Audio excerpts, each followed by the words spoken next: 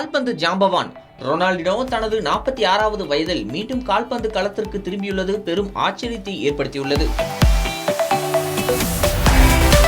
Messi, ரொனால்டோவுக்கு முன்னர் கால்பந்தை கட்டி ஆண்டவர் என்றால் அது பிரேசில் அணியின் ஜாம்பவான் ரொனால்டினோ தான்.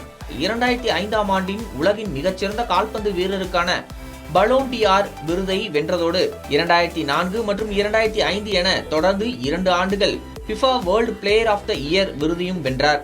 இவரிடம் பெற்றிருந்த பிரேசில் அணி 2002ஆம் ஆண்டு உலகக்கோப்பையும் வென்றது.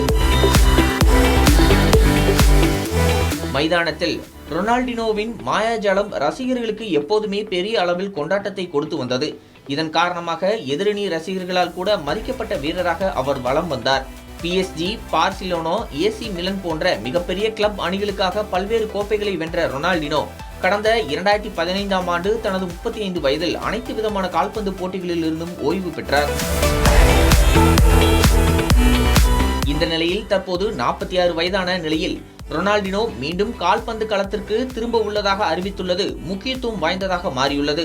இத்தாலியின் 3ஆம் தர நிலை அணியான ரேவன்னா FC என்ற கிளப் அணியுடன் ரொனால்டினோ அதிகாரப்பூர்வ ஒப்பந்தத்தில் கையெழுத்திட்டுள்ளார். ரேவன்னா கிளப்பில் ஒரு அதிகாரப்பூர்வ வீரராக ரொனால்டினோவின் பெயர் பதிவு செய்யப்பட்டுள்ள நிலையில் அவர் சில போட்டிகளிலும் அந்த அணிக்காக களமிறங்க வாய்ப்புள்ளதாகவும் கூறப்படுகிறது.